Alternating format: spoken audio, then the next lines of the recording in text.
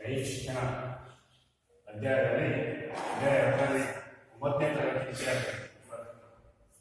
ವಿದ್ಯಾರ್ಥಿಗಳ ಕೆಲಸಗಳೇ ಸಾಮಾಜಿಕ ಆರೋಗ್ಯ ಅಂದ್ರೆ ಸಾಮಾಜಿಕ ಆರೋಗ್ಯ ಅದರಲ್ಲಿ ಕೆಳಗಡೆ ಅಂಶಗಳನ್ನು ತಿಳ್ಕೊಂಡು ಯಾವ್ಯಾವು ಸಾಮಾಜಿಕ ಆರೋಗ್ಯದ ಅರ್ಥ ಮತ್ತು ಮಹತ್ವ ಸಾಮಾಜಿಕ ಆರೋಗ್ಯದ ಅರ್ಥ ಮತ್ತು ಮಹತ್ವದ ಬಗ್ಗೆ ತಿಳ್ಕೊಂಡು ಸಾಮಾಜಿಕ ಆರೋಗ್ಯ ಅಂದ್ರೆ ಮಹತ್ವ ಮತ್ತು ಅರ್ಥ ಅದರ ಅರ್ಥ ಏನ್ ತಿಳ್ಕೊಳ್ಳೋದು ಅದ್ರ ಬಗ್ಗೆ ತಿಳ್ಕೊಳ್ಳೋದು.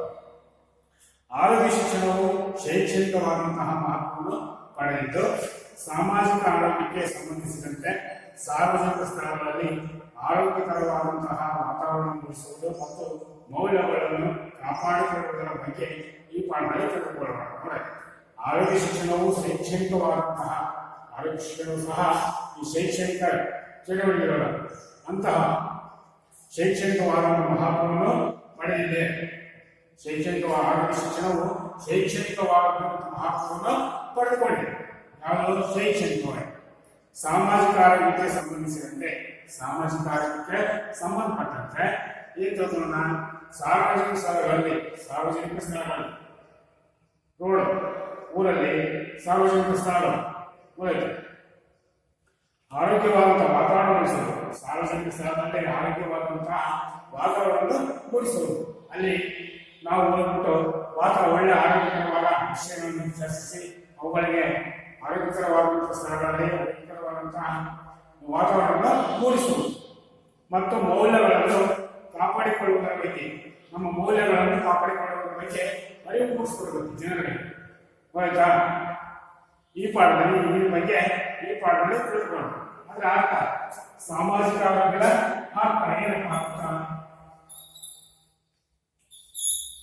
ಅರ್ಥ ಆರೋಗ್ಯ ಸಮಾಜದ ನಿರ್ಮಾಣಕ್ಕಾಗಿ ಪ್ರತಿಯೊಬ್ಬ ನಾಗರಿಕನು ಆರೋಗ್ಯದ ತಿಳುವಳಿಕೆಯನ್ನು ಹೊಂದಿರುವುದು ಅತ್ಯವಶ್ಯಕವಾಗಿರುತ್ತದೆ. ನೋಡಿ, ಆರೋಗ್ಯಕರವಾದ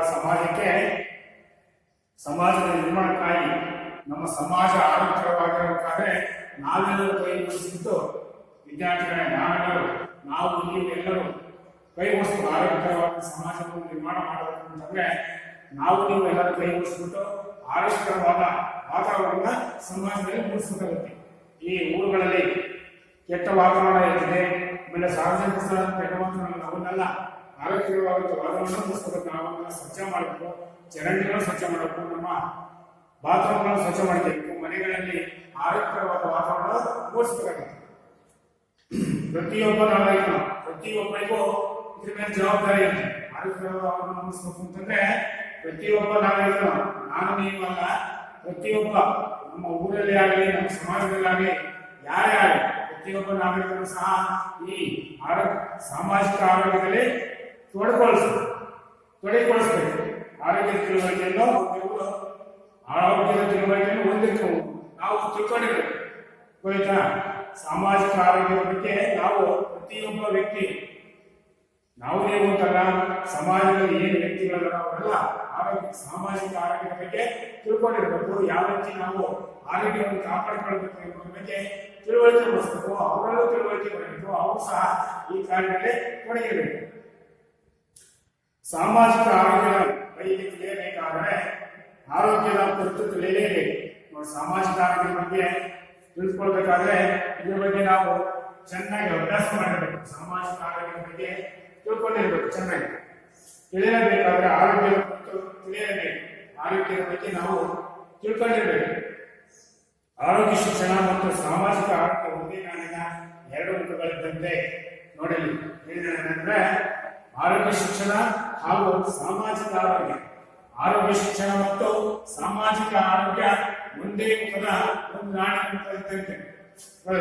ಒಂದೇ ನಾಣ್ಯದ ಎರಡು ಮುಖಗಳಿದ್ದಂತೆ. ಯಾವುದು? ಆರೋಗ್ಯ ಶಿಕ್ಷಣ ಹಾಗೂ ಸಾಮಾಜಿಕ ಆರೋಗ್ಯ ಒಂದೇ ನಾಣ್ಯದ ಎರಡು ಮುಖಗಳಿದ್ದಂತೆ. ಈಗ ಒಂದು ನಾಣ್ಯದ ಎರಡು ಮುಖಗಳಿವೆ. ಒಂದು ರಾಜೆ ಇದರಲ್ಲಿ ನಾಣ್ಯ ಅವು ಎರಡೂ ಸೇರಿದ್ರೆ ಒಂದು ಗುಂಪಾಗಿದೆ, ಒಂದು ನಾಣ್ಯ ಆಗಿದೆ. ಅದೇ ರೀತಿಯಾಗಿ ನಾವು ಸಮಾಜದಲ್ಲಿ ಆರೋಗ್ಯ ಶಿಕ್ಷಣ ಮತ್ತು ಸಾಮಾಜಿಕ ಆರೋಗ್ಯ ಎರಡು ಒಂದೇ ಆಗಿದೆ. ಒಂದು ನಾಣ್ಯದ ಎರಡು ಮುಖಗಳಿದ್ದಂತೆ. ಅದರ ಬಗ್ಗೆ ಹೆಚ್ಚಿನ ಮಾಹಿತಿ ತಿಳ್ಕೊಳ್ಳುವಂತೆ ಆರೋಗ್ಯದ ಬಗ್ಗೆ ತಿಳ್ಕೊಬೇಕಾಗುತ್ತೆ, ಸಾಮಾಜಿಕ ಆರೋಗ್ಯದ ಬಗ್ಗೆ ತಿಳ್ಕೊಬೇಕಾಗುತ್ತೆ. ಸಾಮಾಜಿಕ ಆರೋಗ್ಯವನ್ನು ಕಾಪಾಡಿಕೊಂಡು ಹೋಗಬೇಕಾದ್ರೆ ಸಮಾಜದ ಪ್ರತಿಯೊಬ್ಬ ಸದಸ್ಯರ ಸಹಕಾರ ಅತಿ ಅವಶ್ಯಕವಾಗಿದೆ. ನೋಡಿ, ಸಾಮಾಜಿಕ ಆರೋಗ್ಯವನ್ನು ಕಾಪಾಡಿಕೊಂಡು ಹೋಗಬೇಕಾದ್ರೆ ಸಮಾಜದ ಪ್ರತಿಯೊಬ್ಬ ವ್ಯಕ್ತಿಯ ಪ್ರತಿಯೊಬ್ಬ ಸದಸ್ಯರ ವ್ಯಕ್ತಿ ಸಹಕಾರ ಅತಿ ಅವಶ್ಯಕವಾಗಿರುತ್ತದೆ. ಪ್ರತಿಯೊಬ್ಬ ಸಮಾಜದಲ್ಲಿ ನಾವು ಆ ಸಾಮಾಜಿಕ ಆರೋಗ್ಯವನ್ನು ಕಾಪಾಡಿಕೊಂಡು ಹೋಗಬೇಕಾದ್ರೆ ಸಮಾಜದ ಪ್ರತಿಯೊಬ್ಬ ವ್ಯಕ್ತಿ, ಪ್ರತಿಯೊಬ್ಬ ಸದಸ್ಯ ಎಲ್ಲರೂ ಸೇರಿ ಈ ಅತಿ ಅವಶ್ಯಕವಾಗಿರುತ್ತದೆ. ಯಾವುದು ಸಾಮಾಜಿಕ ಆರೋಗ್ಯವನ್ನು ಕಾಪಾಡಿಕೊಂಡು ಹೋಗಬೇಕಾದ್ರೆ ಸಮಾಜದ ಪ್ರತಿಯೊಬ್ಬ ನಾಗರಿಕರು, ವ್ಯಕ್ತಿ, ಸದಸ್ಯರ ಸಹಕಾರ ನಮಗೆ ಅತಿ ಮುಖ್ಯವಾಗಿರುತ್ತದೆ. ಪ್ರತಿಯೊಬ್ಬ ಸಹಕಾರವೇ ಬೇಕಾಗುತ್ತದೆ. ಇದನ್ನು ಸಾಧಿಸಲು ಅವರಲ್ಲಿ ಯೋಗ್ಯ ಜ್ಞಾನ, ರೂಢಿ ಮತ್ತು ಮನೋವೃತ್ತಿಗಳನ್ನು ಅಗತ್ಯವಾಗಿದೆ. ನೋಡಿ, ಇದನ್ನು ಸಾಧಿಸಲು ಆ ಸಾಮಾಜಿಕ ಆರೋಗ್ಯವನ್ನು ಕಾಪಾಡಿಕೊಂಡು ಹೋಗಲು ಸಾಧನೆ ಮಾಡಲು ಅವರಲ್ಲಿ ಯೋಗ್ಯವಾದ ಜ್ಞಾನ ಇರಬೇಕು. ಅವನಿಗೆ ಕಲಿತನ ಮುಂಚೆ ಏನು ಎಂತ ಆರೋಗ್ಯನ ಅಂತೇಳಿ ಉದಾಸೀನ ಮಾಡಬಾರ್ದು. ಪ್ರತಿಯೊಬ್ಬ ನಾಗರಿಕರಲ್ಲೂ ಯೋಗ್ಯ ಜ್ಞಾನ ಇರಬೇಕು, ಮತ್ತೆ ರೂಢಿ ಇರಬೇಕು. ಆ ಕೆಲಸ ಮಾಡೋಕ್ಕಂತ ರೂಢಿ ಇರಬೇಕು ಮತ್ತು ಮನೋವೃತ್ತಿಗಳು ನಾವು ಮಾಡಲೇಬೇಕು ಅನ್ನೋ ಮನೋವೃತ್ತಿ ಇರಬೇಕು.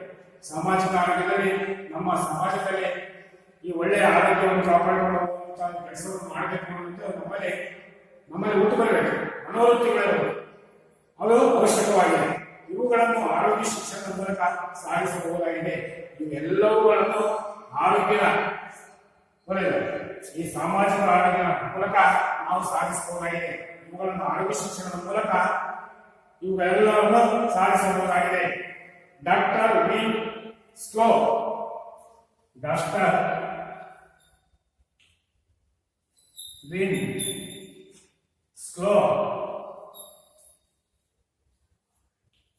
ಅವರ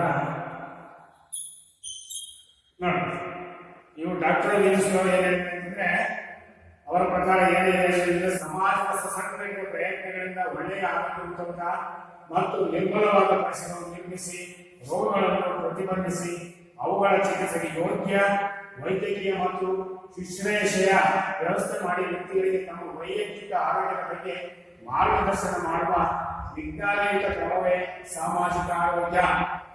ಸಾಮಾಜಿಕ ಆರೋಗ್ಯ ಏನಪ್ಪ ಡಾಕ್ಟರ್ ವಿನ್ ಸ್ಲೋ ಅವರು ಏನಿದೆ ಸಾಮಾಜಿಕ ಆರೋಗ್ಯದ ಬಗ್ಗೆ ಸಾಮಾಜಿಕ ಆರೋಗ್ಯ ಏನಪ್ಪ ಅಂತಂದ್ರೆ ಸಮಾಜದ ಸುಸಂಘಟಿತ, ನಮ್ಮ ಸಮಾಜದಲ್ಲಿರುವ ಸುಸಂಘಟಿತ ಪ್ರಯತ್ನಗಳನ್ನು ಮಾಡಲೇಬೇಕಾಗುತ್ತೆ. ಸಾಮಾಜಿಕ ಆರೋಗ್ಯ ಆರೋಗ್ಯ ಶಿಕ್ಷಣವನ್ನು ಪಡೆಯಬೇಕಾದ್ರೆ ಸುಸಂಘಟಿತ ಪ್ರಯತ್ನಗಳಿಂದ ಒಳ್ಳೆಯ ಆರೋಗ್ಯಯುತ ಮತ್ತು ನಿರ್ಮಲವಾದ ನಮ್ಮ ಪರಿಸರದಲ್ಲಿ ನಿರ್ಮಲವಾದ ಪರಿಸರವನ್ನು ಉಂಟು ಮಾಡಬೇಕಾದ್ರೆ ಆರೋಗ್ಯ ಶಿಕ್ಷಣ ಮತ್ತು ಸಾಮಾಜಿಕ ಆರೋಗ್ಯ ಅವು ಅತ್ಯವಶ್ಯಕವಾಗಿದೆ ನಮ್ಮ ಸಮಾಜದಲ್ಲಿ. ಆಮೇಲೆ ಪರಿಸರವನ್ನು ನಿರ್ಮಿಸಿ ರೋಗಗಳನ್ನು ಪ್ರತಿಬಂಧಿಸಿ ನಮ್ಮ ರೋಗಗಳನ್ನು ಪ್ರತಿಬಂಧಿಸಬೇಕು. ಬಿಡಪ್ಪ ನನ್ನ ಕಾಯಿಲೆ ಅಂತೇಳಿ ನೆಗ್ಲೆಕ್ಟ್ ಮಾಡೋದು, ಉದಾಸೀನ ಮಾಡೋದು, ಹಾಗೆ ಮಾಡಬಾರ್ದು. ನಮ್ಮ ರೋಗಗಳನ್ನು ಬಂಧಿಸಬೇಕು, ಅವನ್ನ ಹೋಗಲಾಡಿಸಬೇಕು. ಅದೇ ಆ ರೀತಿಯಲ್ಲಿ ಆದರೆ ನಮ್ಮ ಸಮಾಜವನ್ನು ಒಳ್ಳೆಯ ಸಮಾಜವಾಗಿ ನಿರ್ಮಾಣ ಮಾಡಬಹುದು. ನಿರ್ಮಿಸಿ ರೋಗಗಳನ್ನು ಪ್ರತಿಬಂಧಿಸಿ ಅವುಗಳ ಚಿಕಿತ್ಸೆಗೆ, ನಮ್ಮ ರೋಗಗಳ ಚಿಕಿತ್ಸೆಗೆ ಯೋಗ್ಯ ವೈದ್ಯಕೀಯ ಮತ್ತು ಶುಶ್ರೂಷೆಯ ಒಳ್ಳೆಯ ವೈದ್ಯಕೀಯ ಚಿಕಿತ್ಸೆ ಪಡ್ಕೋಬೇಕು ಮತ್ತು ಶುಶ್ರೂಷೆಯ ಅವರನ್ನ ಶುಶ್ರೂಷೆ ಮಾಡಬೇಕು, ವ್ಯವಸ್ಥೆ ಮಾಡಿ ವ್ಯಕ್ತಿಗಳಿಗೆ ತಮ್ಮ ವೈಯಕ್ತಿಕ ಆರೋಗ್ಯದ ಬಗ್ಗೆ ತಿಳುವಳಿಕೆ ಮೂಡಿಸಬೇಕು. ಅವರಿಗೆ ತಿಳುವಳಿಕೆ ಇರಬೇಕು. ಯಾರಿಗೆ? ನಮ್ಮ ಸಮಾಜದಲ್ಲಿರುವ ವ್ಯಕ್ತಿಗಳಿಗೆ, ಸದಸ್ಯರುಗಳಿಗೆ ಆರೋಗ್ಯ ಶಿಕ್ಷಣದ ಬಗ್ಗೆ ಅವರಿಗೆ ಒಳ್ಳೆ ತಿಳುವಳಿಕೆಯನ್ನ ನೀಡಬೇಕಾಗುತ್ತೆ. ವೈಯಕ್ತಿಕ ಆರೋಗ್ಯದ ಬಗ್ಗೆ ಮಾರ್ಗದರ್ಶನ ಮಾಡುವ ಮೂಲಕ ವೈಯಕ್ತಿಕ ಆರೋಗ್ಯದ ಬಗ್ಗೆ ವ್ಯಕ್ತಿಗಳಿಗೆ ನಾವು ಮಾರ್ಗದರ್ಶನವನ್ನು ಮಾಡಬೇಕಾಗುತ್ತೆ. ಮಾಡುವ ವಿಜ್ಞಾನಯುತ ಕ್ರಮವೇ ನಾವು ವೈಯಕ್ತಿಕವಾಗಿ ಮಾಡುವ ವಿಜ್ಞಾನಯುತ ಕ್ರಮವೇ ಸಾಮಾಜಿಕ ಆರೋಗ್ಯ. ಇದು ಸಾಮಾಜಿಕ ಆರೋಗ್ಯ. ಏನೋ ಡಾಕ್ಟರ್ ವಿನ್ಸ್ಲೋ ಇವರು ಅವರು ಏನ್ ಹೇಳಿದ್ರೆ ಅವರ ಪ್ರಕಾರ ಸಮಾಜದ ಸುಸಂಘಟಿತ ಪ್ರಯತ್ನಗಳಿಂದ ಒಳ್ಳೆಯ ಆರೋಗ್ಯಯುತ ಮತ್ತು ನಿರ್ಮಲವಾದ ಪರಿಸರವನ್ನು ನಿರ್ಮಿಸಿ ರೋಗಗಳನ್ನು ಪ್ರತಿಬಂಧಿಸಿ ಅವುಗಳ ಚಿಕಿತ್ಸೆಗೆ ಯೋಗ್ಯ ವೈದ್ಯಕೀಯ ಮತ್ತು ಶುಶ್ರೂಷೆಯ ವ್ಯವಸ್ಥೆ ಮಾಡಿ ವ್ಯಕ್ತಿಗಳಿಗೆ ತಮ್ಮ ವೈಯಕ್ತಿಕ ಆರೋಗ್ಯದ ಬಗ್ಗೆ ಸಮಾಜದ ವ್ಯಕ್ತಿಗಳಿಗೆ ತಮ್ಮ ವೈಯಕ್ತಿಕ ಆರೋಗ್ಯದ ಬಗ್ಗೆ ಮಾರ್ಗದರ್ಶನ ನೀಡುವ ಮೂಲಕ ಅವರಿಗೆ ಮಾರ್ಗದರ್ಶನ ನೀಡುವ ಮೂಲಕ ಮಾಡುವಂತಹ ವಿಜ್ಞಾನಯುತ ಕ್ರಮವೇ ಸಾಮಾಜಿಕ ಆರೋಗ್ಯ ಎಂದು ಕರೆಯುತ್ತಾರೆ. ಡಾಕ್ಟರ್ ಬ್ರೋಕ್ಲಿನರ್ ಇನ್ನೊಬ್ಬರು ಡಾಕ್ಟರ್ ಹೇಳಿದರೆ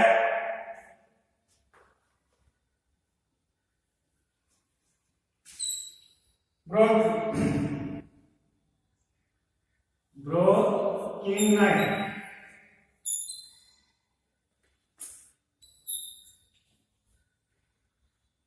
ಇವರ ಅಭಿಪ್ರಾಯ ಏನಪ್ಪಾ ಅಂತಂದ್ರೆ ಇನ್ನೊಬ್ಬರು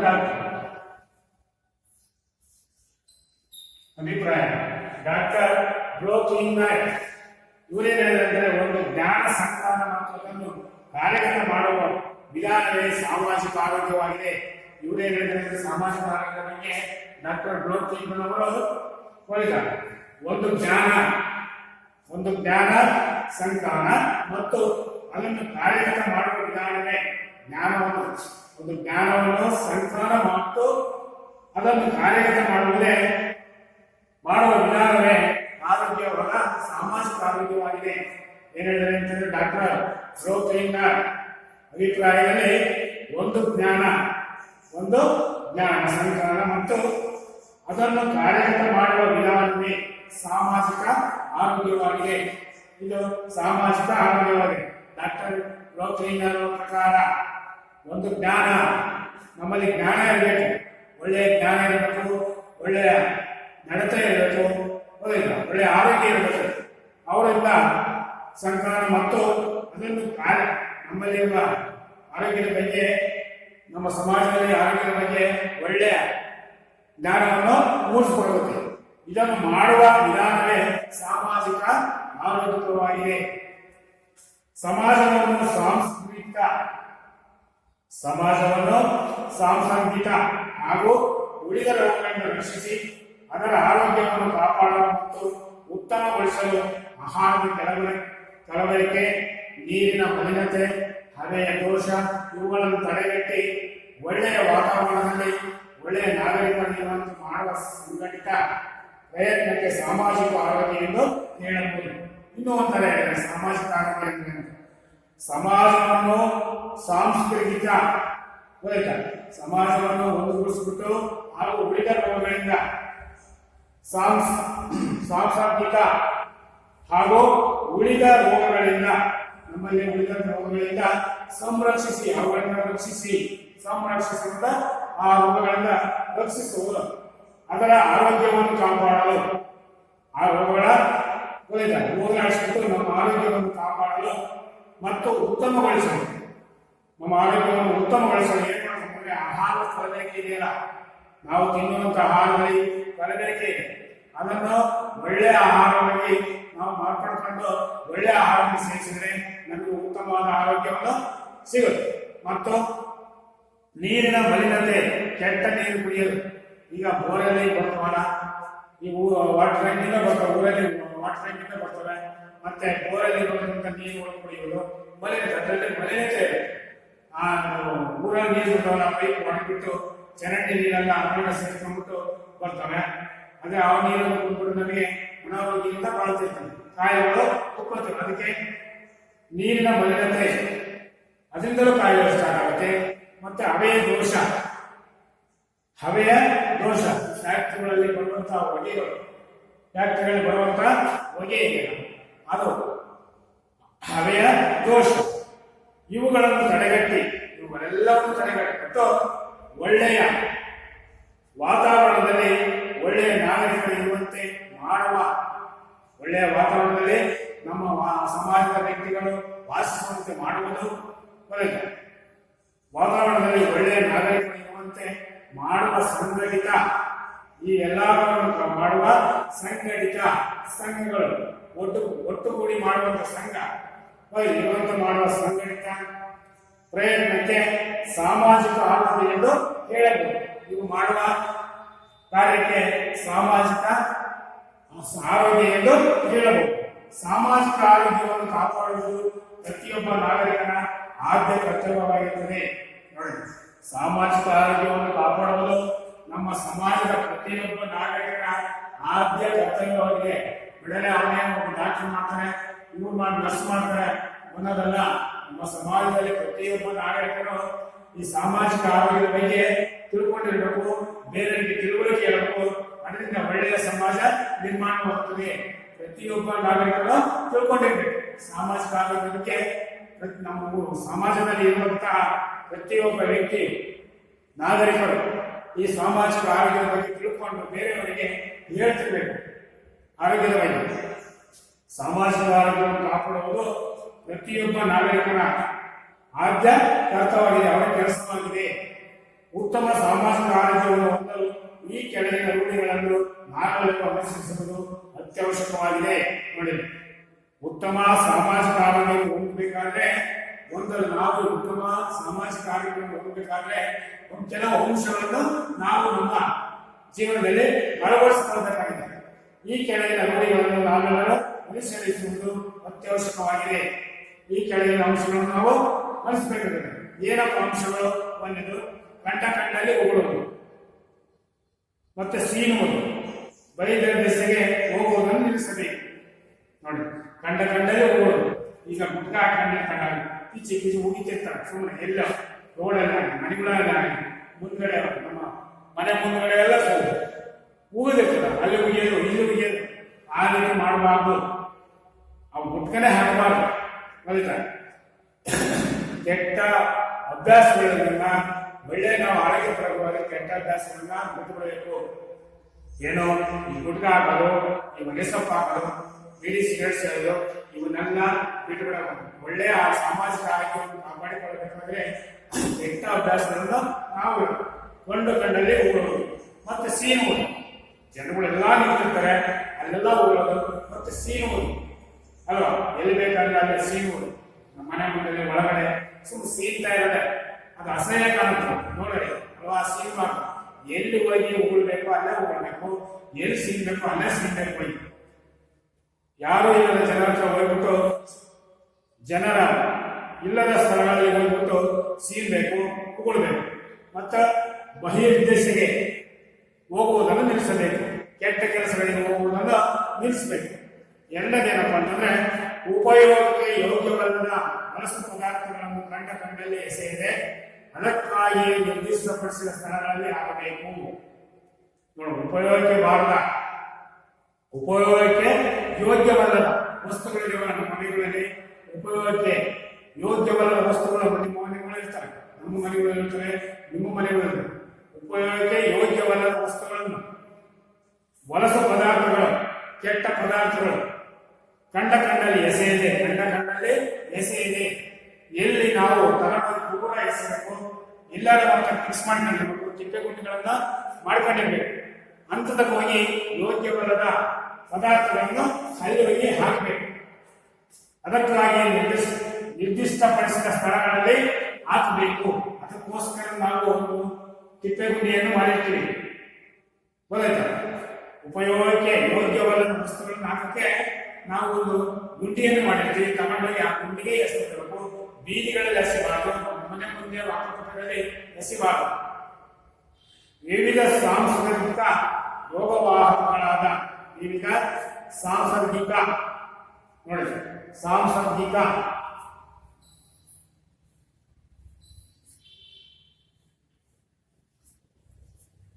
ಇವು ರೋಗವಾಹಕಗಳು, ಸಾಂಸರ್ಗಿಕ ರೋಗವಾಹಕಗಳಾದ ಸೊಳ್ಳೆ, ತಿಗಣಿ, ನೊಣ ಮುಂತಾದವುಗಳನ್ನು ನಾಶಗೊಳಿಸಿ ಸ್ವಚ್ಛವಾದ ಪರಿಸರ ಹೊಂದಬೇಕು.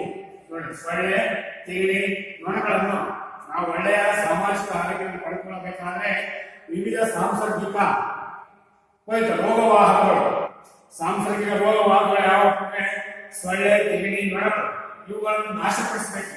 ಉತ್ತಮವಾದ ಸಾಮಾಜಿಕ ಆರೋಗ್ಯವನ್ನು ಪಡ್ಕೊಳ್ಬೇಕಾದ್ರೆ ಈ ಸೊಳ್ಳೆ, ತಿಗಣೆ, ನೊಣಗಳನ್ನು ನಾವು ಆಗಿಂದಾಗೆ ನಾಶ ಮಾಡಬೇಕು. ಮುಂತಾದವುಗಳನ್ನು ನಾಶಪಡಿಸಿ ಸ್ವಚ್ಛವಾದ ಪರಿಸರ ಹೊಂದಬೇಕು. ನಮ್ಮ ಸಮಾಜದಲ್ಲಿ, ನಮ್ಮ ಊರಿನ ವಾತಾವರಣದಲ್ಲಿ ಸ್ವಚ್ಛವಾದ ಪರಿಸರವನ್ನು ಮಾಡ್ಕೋಬೇಕಾಗುತ್ತೆ, ಪರಿಸರವನ್ನು ಹೊಂದ್ಕೋಬೇಕಾಗುತ್ತೆ. ಸಾರ್ವಜನಿಕ ಮೂತ್ರಾಲಯ, ಶೌಚಾಲಯಗಳ ಸ್ವಚ್ಛತೆಯನ್ನು ಕಾಪಾಡಬೇಕು. ನೋಡಿ, ಸಾರ್ವಜನಿಕ ಶೌಚಾಲಯ ಮತ್ತು ಮೂತ್ರಾಲಯಗಳು ನಮ್ಮ ಮನೆಗಳಲ್ಲಿ ಮೂತ್ರಾಲಯಗಳಿವೆ, ಶೌಚಾಲಯಗಳಿರ್ತವೆ. ಅವುಗಳನ್ನು ಮತ್ತೆ ಸಾರ್ವಜನಿಕವಾಗಿ ಬಸ್ ಸ್ಟ್ಯಾಂಡ್ಗಳಿರ್ತವೆ, ಆಮೇಲೆ ಊರಿಗೆ ಒಂದು ಶೌಚಾಲಯ ಮಾಡಿರ್ತಾರೆ, ಮೂತ್ರಾಲಯ ಮಾಡಿರ್ತಾರೆ, ಅವನ್ನು ಸ್ವಚ್ಛವಾಗಿ ಇಟ್ಕೋಬೇಕು. ಈಗ ನಾವು ಈ ಬಾತ್ರೂಮ್ ಇಟ್ಕೊಂಡ್ಬಿಟ್ಟು ನೆಟ್ಟಿಗೆ ಹೋಗ್ಬಿಟ್ಟು ನೀರು ಹಾಕ್ತಂಗೆ ಮಾಡೋದು, ಆಮೇಲೆ ಮೂತ್ರ ಮಾಡ್ಕೊಂಡ್ಬಂದು ನೀರು ಹಾಕ್ತಂಗೆ ಇರೋದು, ಅದು ಕೆಟ್ಟ ವಾಸನೆ ಹೊಂದಿರ್ತಿ. ಅಲ್ಲಿ ಹೋಗ್ಬಿಟ್ಟು ನೊಣಗಳು ಕೂತ್ಕೊಂಡಿರ್ತವೆ. ಆ ನೊಣಗಳು ಬಂದು ನಮ್ಮ ಆಹಾರದ ಮೇಲೆ ಕೂತಿರ್ತವೆ. ಆಹಾರವನ್ನು ನಾವು ತಿಂದ ಮೇಲೆ ನಮಗೆ ಕೆಟ್ಟ ಆರೋಗ್ಯ ಪರಿಣಮಿಸ್ತದೆ. ಅದರಿಂದ ನಾವು ಮೂತ್ರ ಮಾಡಿದ ಮೇಲೆ, ಶೌಚ ಮಾಡಿದ ಮೇಲೆ ನೀರನ್ನು ಸ್ವಚ್ಛವಾಗಿ ಹಾಕಬೇಕು. ಕ್ಲೀನಾಗಿ ನೀರು ಹಾಕ್ಬಿಟ್ಟು ಸ್ವಚ್ಛ ಮಾಡಬೇಕು. ನಾವು ಏನೇ ಶೌಚ ಮಾಡಬಹುದು ಮತ್ತು ಮೂತ್ರ ವಿಸರ್ಜಿಸಿಕೊಂಡ್ರೆ ತಕ್ಷಣ ನೀರನ್ನು ಚೆನ್ನಾಗಿ ಹಾಕ್ಬಿಟ್ಟು ಸ್ವಚ್ಛ ಮಾಡಬೇಕು ಕ್ಲೀನಾಗಿ. ಹಂಗಿದ್ರೆ ಯಾವ ಸೊಳ್ಳೆ ಬರೋದಿಲ್ಲ, ಯಾವ ನೊಣಗಳು ಅಲ್ಲಿ ಹೋಗೋದಿಲ್ಲ. ಉದ್ಯಮಗಳಿಂದ ಅಥವಾ ವಾಹನಗಳಿಂದ ನೀರು, ಶಬ್ದ, ಹವೆ ಮಲಿನವಾಗದಂತೆ ಕ್ರಮ ತೆಗೆದುಕೊಳ್ಳುವುದು ಅತ್ಯಗತ್ಯವಾಗಿದೆ. ಫ್ಯಾಕ್ಟರಿಗಳು, ಉದ್ಯಮಗಳಂದ್ರೆ ಫ್ಯಾಕ್ಟರಿಗಳು ಅಥವಾ ವಾಹನಗಳಿಂದ, ನಮ್ಮ ವಾಹನಗಳು ಬಸ್ಸು, ಲಾರಿ ಹೋಯ್ತಾ, ಈ ವಾಹನಗಳಿದಾವೆ, ಪ್ರತಿಯೊಂದು ವಾಹನಗಳು ಶಬ್ದ, ಉದ್ಯಮಗಳಿಂದ ಈ ಫ್ಯಾಕ್ಟರಿಗಳು, ಊರ ಪಕ್ಕದಲ್ಲಿ ಫ್ಯಾಕ್ಟರಿ ಬರ್ತವೆ. ಆಮೇಲೆ ಗುಡ್ಡ, ಊರ ಪಕ್ಕದಲ್ಲಿ ಗುಡ್ಡ ಇದೆ, ಅದರಲ್ಲಿ ಡೈರೆಕ್ಟ್ ಹಾಕಿರ್ತಾರೆ, ಮಿಷಿನ್ ಜೋಡಿಸ್ಬಿಟ್ಟು ಕಲ್ಲರು ಸಿಡಿಸ್ತಾರೆ. ಅವುಗಳನ್ನು ಶಬ್ದ, ಹವೆ, ಈ ಹೊಗೆ, ಈ ಫ್ಯಾಕ್ಟರಿಗಳಿಂದ ಹವೆ ಬರ್ತವೆ, ಹೊಗೆ ಬರ್ತದೆ. ಅದನ್ನ ಮಲಿನವಾಗದಂತೆ ಅವುಗಳು ನಮ್ಮ ಪರಿಸರದಲ್ಲಿ ಮಲಿನವಾಗದಂತೆ ಕ್ರಮ ತೆಗೆಯುವುದು ಅವಶ್ಯಕವಾಗಿದೆ. ಅವು ನಮ್ಮ ವಾತಾವರಣದಲ್ಲಿ ಸೇರದಂತೆ ನೋಡ್ಕೋಬೇಕು. ಏನೇನು ಉದ್ಯಮಗಳಿಂದ ಫ್ಯಾಕ್ಟರಿಗಳು ಅಥವಾ ವಾಹನಗಳಿಂದ ಬರುವ ನೀರು, ಶಬ್ದ, ಹವೆ ಮಲಿನವಾದ ಪರಿಸರದಲ್ಲಿ ಮಲಿನವಾಗದಂತೆ ಸೇರ್ಕೊಳ್ಳದಂತೆ ಕ್ರಮ ಕೈಗೊಳ್ಳಬೇಕಾಗುತ್ತೆ. ಸುತ್ತಮುತ್ತಲ ಪರಿಸರದಲ್ಲಿ ಯಾವುದಾದರೂ ಸಾಂಸ್ಕೃತಿಕ ರೋಗಗಳು ಕಂಡು ಬಂದಲ್ಲಿ ಸಂಬಂಧಪಟ್ಟ ಪ್ರಾಧಿಕಾರಕ್ಕೆ ತಿಳಿಸಬೇಕು. ನೋಡಿ, ನಮ್ಮ ಸುತ್ತಮುತ್ತ ಪರಿಸರದಲ್ಲಿ ಎಂತವರ ಕಾಯಿಲೆಗಳು ಹೇಳಿದಲ್ಲ, ಸಾಂಸ್ಕೃತಿಕ ಕಾಯಿಲೆ, ಇವು ಸೊಳ್ಳೆ, ತಿಗಣೆ, ನೊಣಗಳಿಂದ ಉಂಟಾಗುತ್ತೆ. ಈ ಚಳಿ, ಜ್ವರ, ಎಂತೆಂಥ ಕಾಯಿಲೆಗಳು ಬಂದವಲ್ಲ ಇವಾಗ, ಅವು ಸುತ್ತಮುತ್ತಲ ಪರಿಸರದಲ್ಲಿ ಯಾವುದಾದರೂ ಸಾಂಸ್ಕೃತಿಕ ರೋಗಗಳು ಕಂಡು ಬಂದಲ್ಲಿ ಸಂಬಂಧಪಟ್ಟ ಪ್ರಾಧಿಕಾರಕ್ಕೆ ತಿಳಿಸುವುದು. ಸಂಬಂಧಪಟ್ಟ ಯಾರಿಗೆ? ವೈದ್ಯರಿಗೆ. ಈ ಪಕ್ಕದಲ್ಲಿ ಆಸ್ಪತ್ರೆ ಇರ್ತದೆ, ಅಲ್ಲಿ ತಿಳಿಸೋದು. ಇಂಥ ಕಾಯಿಲೆಗಳು ನಿಮಗೆ ಬಂದಿದ್ದಾವೆ, ನಮ್ಮೂರಲ್ಲಿ ಬಂದಿದೆ, ಕಾದ್ರ ಹೋಯ್ತಾರೆ, ಇಂಥ ಬಂದಿರ್ತಾವ, ಪ್ಲೇಗು, ಕಾದ್ರ, ಈಗ ಕೊರೋನಾ ಏನು ಬಂದಿದೆಯಲ್ಲ ಇವಾಗ, ಅಂತ ಕಾಯಿಲೆಗಳಿಂದ ಬಂದ್ಬಿಟ್ರೆ ತಕ್ಷಣ ವೈದ್ಯರ ಬಳಿಗೆ ಹೋಗಿ ತಿಳಿಸ್ಬೇಕು.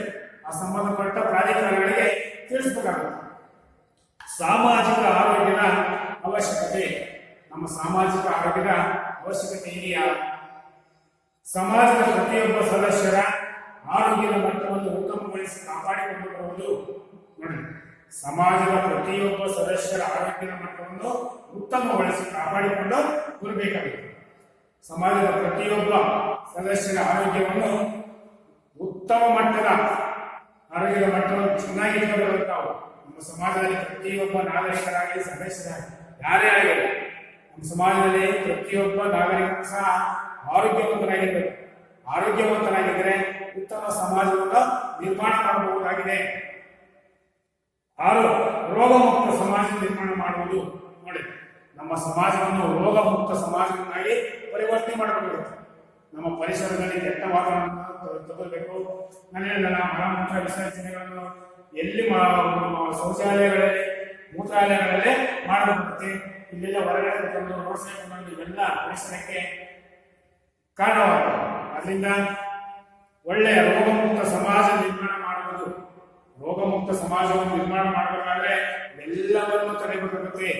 ಫ್ಯಾಕ್ಟರಿಗಳು ಬರುವಂತ ಫ್ಯಾಕ್ಟರಿಗಳಿಗೆ ಬರುವಂತ ಹೊಗೆ, ಆಮೇಲೆ ಶಬ್ದ ಮಾಲಿನ್ಯ, ವಾಹನಗಳಿಂದ ಬರುವಂತ ಶಬ್ದ ಮಾಲಿನ್ಯ, ಆಮೇಲೆ ಕೆಟ್ಟ ನೀರುಗಳನ್ನ ಅವನ್ನೆಲ್ಲ ತಡ್ಕೋಬೇಕಾದ್ರೆ ನಾವು ರೋಗಮುಕ್ತ ಸಮಾಜವನ್ನು ನಿರ್ಮಾಣ ಮಾಡಬೇಕಾದ್ರೆ ಇವೆಲ್ಲವನ್ನು ತಡೆಗಟ್ಟುವುದು ಒಳ್ಳೆಯದು.